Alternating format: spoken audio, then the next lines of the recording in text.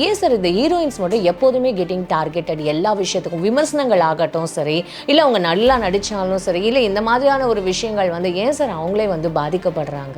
எனக்கு நான் பொறுத்த வரைக்கும் சொல்கிறேம்மா, சினிமா விமர்சனங்கள் வந்து பண்ணக்கூடியவங்க தான் இவங்களையும் விமர்சனம் பண்ணுறாங்க. அந்த விமர்சனத்துக்கு சில நேரங்களில் இவங்களே கூட ஒரு காரணமாக ஆயிடுறாங்க. இது சொன்னால் அவங்களுக்கு கஷ்டமாக இருக்கும். இயக்குனர் தான் முடிவு பண்ண, தயாரிப்பாளர் சுத்தமாக சம்மந்தமே இருக்கான்னு சொன்னால் இயக்குனர் முடிவு பண்ணார் இந்த கேரக்டரை யார் நடிக்க வைக்கணும்னு சொல்லிட்டு.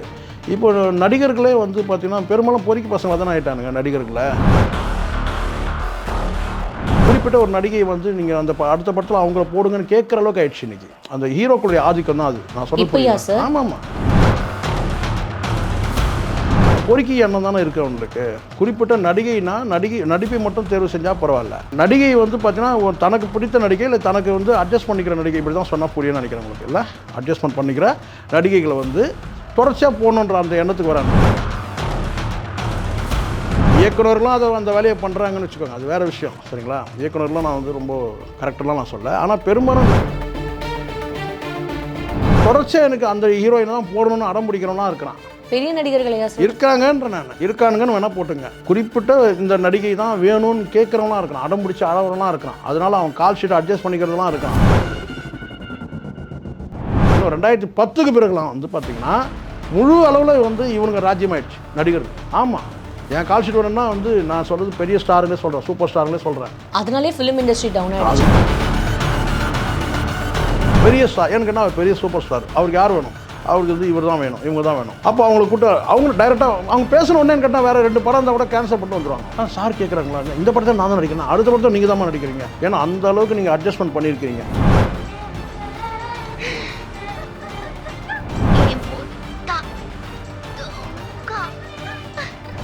விஜய் சேதுபதி ஒரு கேரக்டரில் வந்து பார்த்தீங்கன்னா நான் அப்பாவும் மகளாக நடிச்சிருக்கிறோம், அதனால் அந்த பொண்ணு கூட நான் ஜோடி போட மாட்டேன்னு சொல்லியிருக்காரு.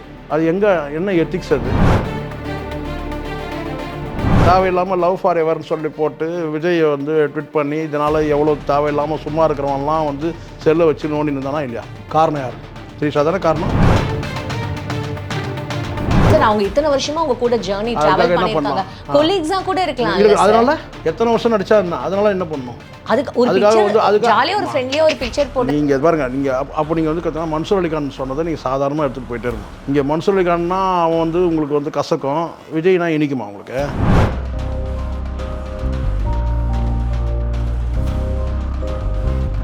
வேலை இல்லை, நீங்கள் உட்காந்து ட்வீட் பண்ணிட்டு இருக்கீங்க. அவருக்கு வேலை இருக்குது, அடுத்த கட்டம் வந்து பார்த்தீங்கன்னா படம் ரிலீஸ் இருக்குது, அடுத்த படம் நடிக்கிறதுக்கான டிஸ்கஸ் ஓடிட்டு இருக்குது, கட்சி மாநாடு இருக்குது, ஏகப்பட்ட வேலைகள் இருக்குது. உங்கள் திரிஷா பற்றி யோசிக்கிறது அவருக்கு வேலை இருக்குது. சொல்லுங்கள் பார்க்கலாம்.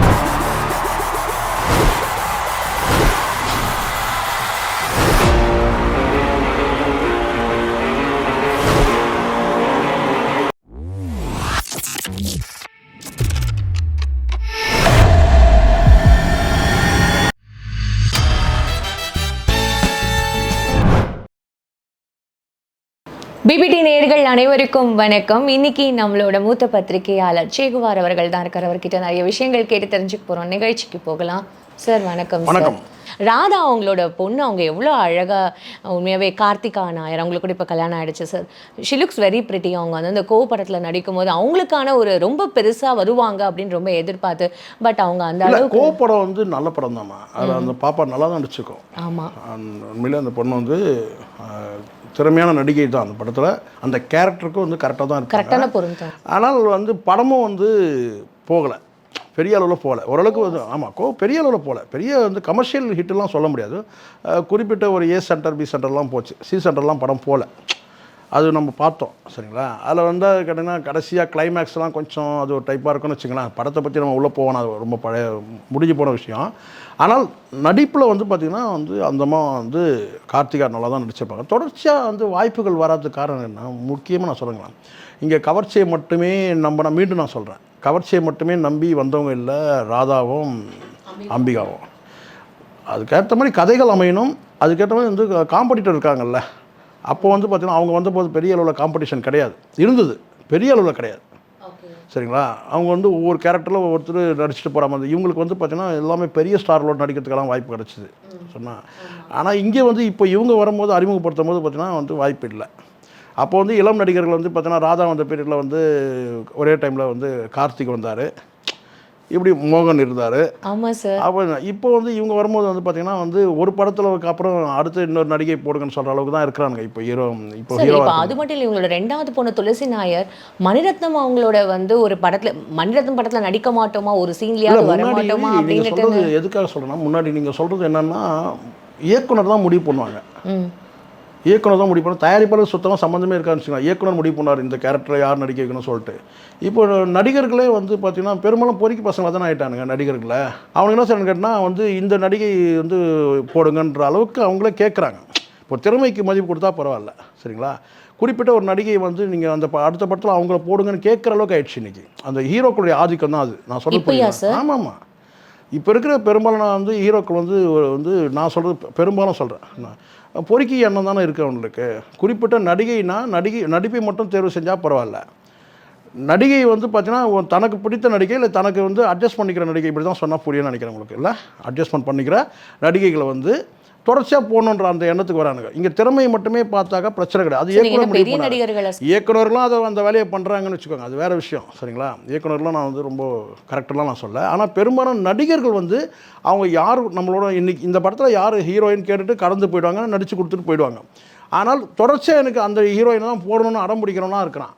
பெரிய நடிகர்கள் இருக்காங்கன்ற நான் இருக்கானுங்கன்னு வேணால் போட்டுங்க, இருக்கானுங்க.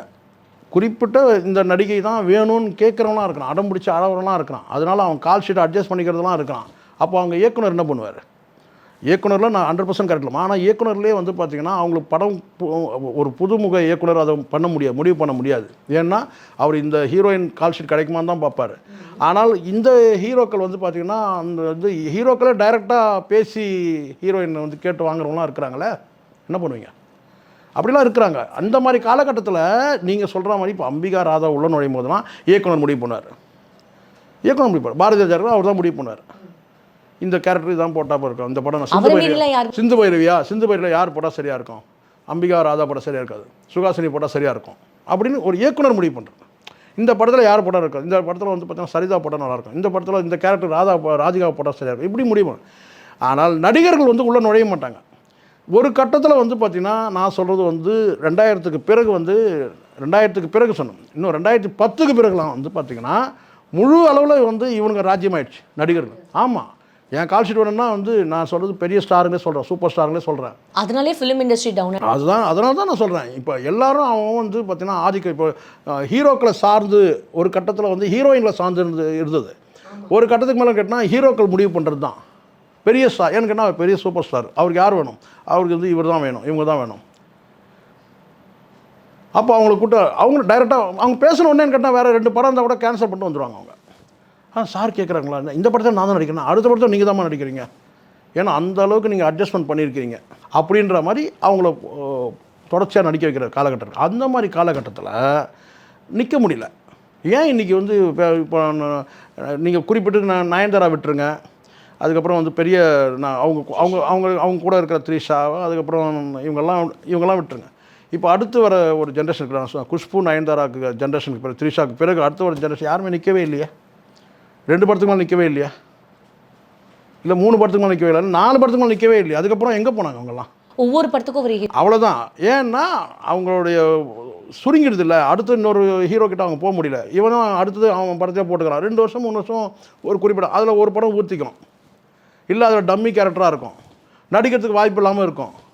நடிக்கிறதுக்கு வாய்ப்பு வேணும்ல, நடிப்பு திறமையை காட்டுறதுக்கு வாய்ப்பு வேணும்ல. அப்போ அட்ஜஸ்ட்மெண்ட் பண்ணிக்கிறான்னு சொல்லிட்டு அவனா அடுத்து தொடர்ச்சியாக வந்து இவங்களே போடு.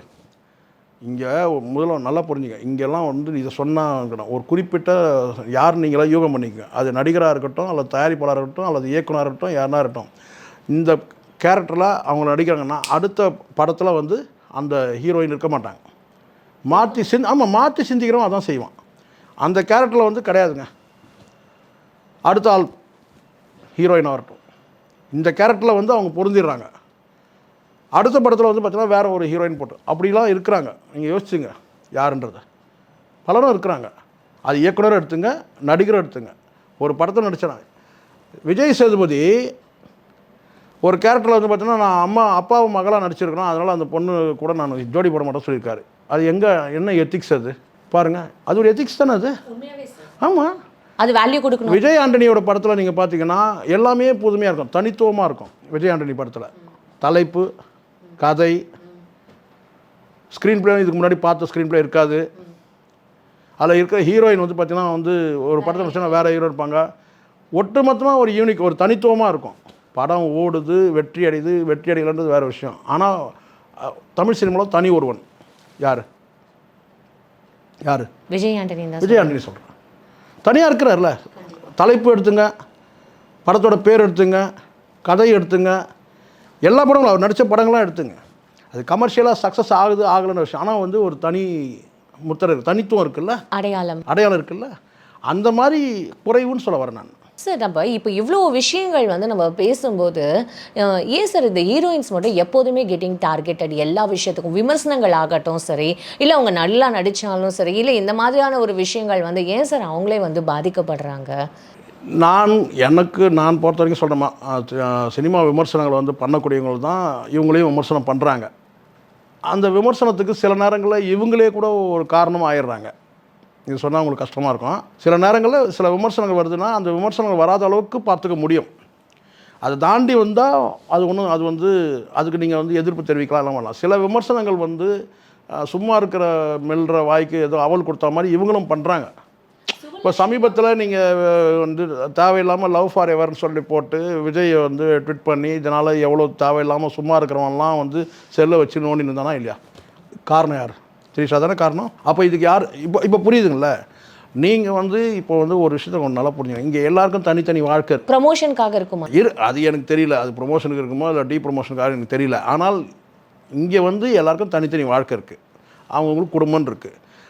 வேலை முடிஞ்சதும் எப்படி இப்போ ஒரு ஃபேக்ட்ரிக்குள்ளே போகிறோம், ஒரு கம்பெனிக்குள்ளே போகிறோம், அந்த வேலையை முடித்த பிறகு நேராக எங்கே திரும்பி போகிறோம், வீட்டுக்கு போகிறோம். அங்கே மனைவி குழந்தைகள் இருக்குது, அவங்களுக்கான வாழ்க்கை இருக்குது. சரிங்களா? அது மாதிரி தான் சினிமா இண்டஸ்ட்ரியும் அப்படி தான் இருக்கணும்னு நான் நினைக்கிறேன். என்ன கேட்டால் அவங்கவுங்களுக்கு தனித்தனி வாழ்க்கை இருக்குது, அவங்களுக்கு குடும்பம் இருக்குது. எந்த வகையிலும் நம்ம வந்து பார்த்தீங்கன்னா இன்னொரு குடும்பத்தை வந்து பாதிக்கிற அளவுக்கு நடந்துக்கூடாதுன்ற அந்த பொறுப்பு இருந்ததுன்னா அது நடிகராக இருக்கட்டும், நடிகையாக இருக்கட்டும், ரெண்டு பேருமே நான் சொல்கிறேன். அவங்க இத்தனை வருஷமாக அவங்க கூட ஜர்னி ட்ராவல் பண்ணியிருக்காங்க, கொலீக்ஸாக கூட இருக்கலாம். அதனால எத்தனை வருஷம் நடிச்சா என்ன? அதனால என்ன பண்ணணும்? அதுக்கு ஒரு பிக்சர் ஜாலியா ஒரு ஃப்ரெண்ட்லியா ஒரு பிக்சர் போட்டு நீங்க பாருங்க. நீங்க அப்போ நீங்க வந்து கத்தனா மன்சூர் அலிகான் சொன்னதை நீங்க சாதாரணமா எடுத்துட்டு போயிட்டே இருக்கணும். இங்க மன்சூர் அலிகான்னா அவன் வந்து உங்களுக்கு வந்து கசக்கும், விஜய்னா இனிக்குமா உங்களுக்கு? சார் நான் யாரையும் என் ஃப்ரெண்டா அக்செப்ட் பண்ணிக்கிறேன் அவ்வளவுதானே சார். நான் அவங்க என்ன சொன்னாலும் அக்செப்ட் பண்ணிக்க நீங்க நினைக்கலாம் அவர் நினைச்சாரா, அவர் சொன்னாரா, நீங்க சொல்வீங்க அவர் நினைச்சாரா? நீங்க ஒரு தலைப்பட்சமா நீங்க போடுறீங்கல்ல. அவர் எதிர்ப்பு தெரிவிச்சிருக்காரு, ரிமூவ் பண்ணிருப்பாங்களே சார். சார் ஒரு நிமிஷம், இப்போ அவரும் அந்த ட்வீட்டை பார்த்திருப்பாரு. அவர் எதிர்ப்பு தெரிவிச்சிருந்தாருன்னா அதை ரிமூவ் பண்ணிருப்பாங்க. எதிர்ப்பு தெரிவிக்கிறனா எப்படி? நாரா வந்து எடு அப்படியே சொல்லிருப்பாங்க ஃப்ரெண்ட்ஸ் தானே சார். இல்ல போட்டோ எடுக்கும்போது எடுக்காதனாவது சொல்லிருக்கலாம்ல சார். போட்டோ பாருங்க, நடிகர்கள் போட்டோ எடுத்துக்கிறது சர்வசாதாரண விஷயம். ஷூட்டிங் ஸ்பாட்டில் ஃபோட்டோ எடுக்கிறது அவங்க எடுக்கிறாங்க, இல்லை இன்னொருத்தர் மூணாவது மனிதர் எடுக்கிறாங்க, எடுக்கிறது பெரிய விஷயம், அது சாதாரண விஷயம். ஆனால் அது வந்து பார்த்திங்கன்னா ஒருத்தர் வெளியிடுறாங்கன்னு போது பார்த்திங்கன்னா அவங்க தான் அதை பற்றி யோசிக்கணும். 7.5 கழுத வயசாகிடுச்சின்னு நான் சொல்லிட்டேன், ஏற்கனவே ஒரு தடவை சொல்லிட்டேன். சரிங்களா? அப்போ நீங்கள் அது வெளியிடும் போது பார்த்தீங்கன்னா அவங்களுக்கு ஒரு குடும்பம் இருக்குது, அவங்களுக்கு மகள் இருக்குது, மகன் இருக்கிறான், வந்து பார்த்தீங்கன்னா எதிர்காலம் இருக்குது, மனைவி இருக்காங்க, குடும்பம் இருக்குது. இதெல்லாம் யோசிக்காமல் நீங்கள் போட்டிங்கன்னா அவர் வந்து என்ன செய்வார்? ஒரு ப்ரெஸ் கான்ஃபரன்ஸ் பண்ணி கூப்பிட்டது அவசியம் இல்லை சார். போட்ட ட்ரிஷா அவங்க ஃப்ரெண்டு தானே. இல்லை ஃப்ரெண்ட் போட்டிருக்கலாம். போட்ட பிறகு வந்து பார்த்தீங்கன்னா இவர் வந்து ஃபோனில் வந்து கத்தியிருக்கலாம், பேசியிருக்கலாம், திட்டியிருக்கலாம்.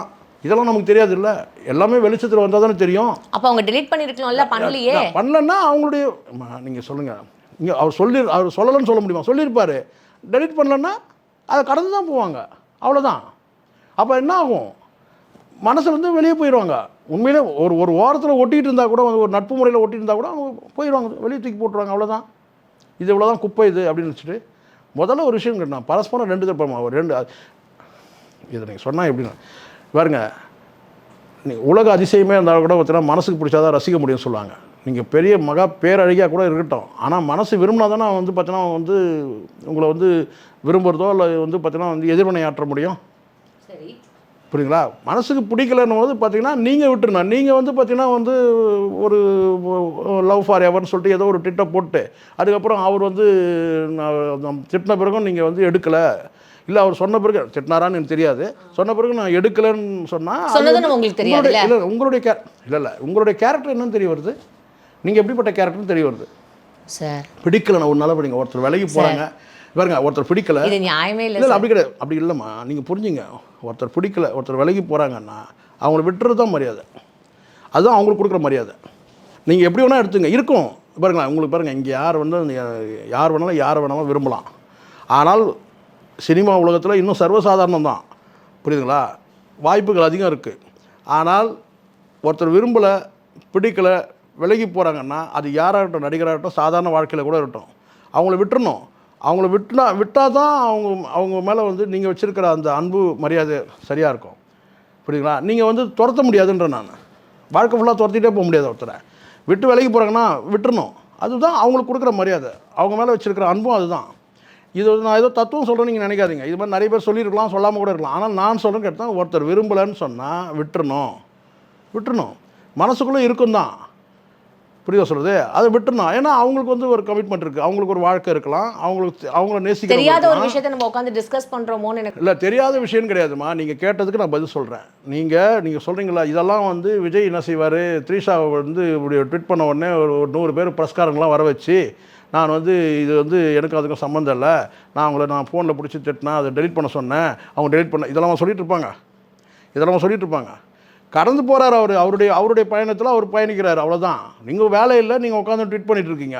அவருக்கு வேலை இருக்குது. அடுத்த கட்டம் வந்து பார்த்தீங்கன்னா படம் ரிலீஸ் இருக்குது, அடுத்த படம் நடிக்கிறதுக்கான டிஸ்கஸ் ஓடிட்டு இருக்குது, கட்சி மாநாடு இருக்குது, ஏகப்பட்ட வேலைகள் இருக்குது. உங்கள் த்ரீஷாவை பற்றி யோசிக்கிறது அவருக்கு வேலை இருக்குது. சொல்லுங்கள் பார்க்கலாம். குடும்பத்தை பற்றியே யோசிக்க முடியாதுமா பொது வாழ்க்கைக்கு வந்துட்டா, தெரியுமா உங்களுக்கு? குடும்பத்தை பற்றியே, மனைவி பிள்ளைகளை பற்றியே கவனிக்க முடியாது. பொது வாழ்க்கைக்கு வந்துட்டா இதெல்லாம் சாக்ரிஃபைஸ் பண்ணணும். இல்லை எனக்கு ஒரே அப்படி இருக்கும்போது த்ரிஷாவை பற்றி இப்போ எல்லாரும் என்ன தெரியுமா கேட்பாங்க, நீங்க தான் போய் பக்கத்துல இருந்து பாத்தீங்க போல இருக்கு, விஜய் அவர்கள் வந்து த்ரிஷாக்கு ஃபோன் பண்ணி எடுத்துரு, ட்வீட்டை எடுத்துருமா, விஜய் சேதுபதி பற்றி பேசுகிறேன். அப்போ வந்து உங்களுக்கு வந்து நீங்கள் வந்து கேட்டீங்க, நீங்கள் என்ன பக்கத்துல இருந்து பார்த்தீங்களான்னு கேட்டீங்க. அதே விஜய் ஆண்டனியை பற்றி சொல்கிறேன். என்ன நான் புரிஞ்சுக்கிற வரைக்கும் நான் சொல்கிறேன். ஒரு தனித்துவமான, இவர் வந்து ஒரு எத்திக்ஸை மெயின்டைன் பண்ணுறாரு, விஜய் ஆண்டனி வந்து தனித்துவத்தை மெயின்டைன் பண்ணுறாரு, யூனிக் மெயின்டைன் பண்ணுறாரு, இதெல்லாம் சொல்கிறேன். அதே மாதிரி வந்து பார்த்தீங்கன்னா வந்து விஜயை வந்து பார்த்தீங்கன்னா இதெல்லாம் வந்து அவர் பண்ணுறாருன்னு சொல்கிறேன். நீங்கள் பக்கத்தில் வந்து பார்த்தீங்கன்னான்னு சொன்னால் வேணால் நான் பக்கத்தில் வந்து பார்த்துட்டு வேணா அவன் சொல்கிறேன். வேறுமா சொல்ல முடியும் உங்களுக்கு இருக்கிறதா நான் சொல்கிறேன். உங்களுக்கு இதுதான் சொல்கிறேன்னே. நல்லது சொன்னால் கேட்குற காலம் ரொம்ப கம்மியாயிடுச்சு. நான் நல்லது தான் சொல்கிறேன். மீண்டும் கூட நான் சொல்கிறேன், யாராக இருக்கட்டும் உங்ககிட்டனா ஒருத்தர் வந்து தேவையில்லாமல் அவங்களுடைய வாழ்க்கையில் வந்து இடையூறு செய்யக்கூடாதுன்ற நான் அவங்க வாழ்க்கையை அவங்க வாழ விடணுன்ற நான். அவங்களுக்கு இதுதான் வாழ்க்கைன்னு முடிவு பண்ணிட்டாங்கன்னா அதை வாழ விடணும். நீங்கள் வந்து போய்னா அந்த உள்ளே நுழைஞ்சி தேவையில்லாமல் கலகத்தை ஏற்படுத்தக்கூடாதுன்ற பிரச்சனை ஏற்படுது. அடுத்த குடும்பத்தில் போய் தேவையில்லாமல் கலகத்தை ஏற்படுத்தக்கூடாதுன்னு சொல்கிறேன். நல்லது சொன்னால் கேட்டாக்களுன்னு கேட்காட்டி போங்க. நம்ம அம்பிகா ராதா அவங்கள பற்றி ஆரம்பிச்சு இப்போது த்ரிஷா விஜய் அவங்களோட முடிச்சிருக்கோம் சார். அடுத்த செக்மெண்ட்டில் யாரை பற்றி ஆரம்பித்து யார்தான் முடிக்க போகிறோன்னு தெரியல. பட் எனிவே உங்களோட பொன்னான நேரத்துக்கு ரொம்ப நன்றி சார். நான் நல்லா பேசியிருக்கேன்னு நான் நினைக்கிறேன், நியாயமாக பேசியிருக்கேன்னு நினைக்கிறேன். நன்றி, வணக்கம்.